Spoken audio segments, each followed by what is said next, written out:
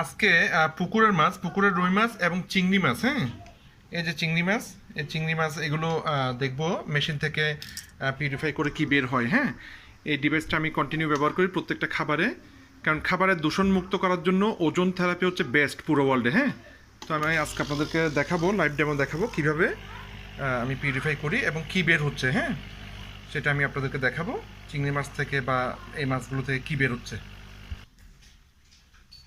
মেশিনটা ব্যবহার করার পর দেখেন মাছ থেকে আসলে কি বের হয়েছে, এগুলো আমি আপনাদেরকে দেখাচ্ছি। দেখেন, হ্যাঁ, এই দেখেন মানে কি অবস্থা, মানে কেমিক্যালগুলো সবগুলো বেরিয়ে গেছে। হ্যাঁ, ক্ষতিকারক পদার্থগুলো সবগুলো বেরিয়েছে। এভাবে যদি প্রতিদিন মাছ পিউরিফাই করে খাওয়া যায় তাহলে আসলে আমরা সুস্থ থাকতে পারবো, ভালো থাকতে পারবো। তো ভিডিওটি শেয়ার করবেন এবং এই ধরনের উপকারী ভিডিও পাওয়ার জন্য চ্যানেলটি সাবস্ক্রাইব করবেন।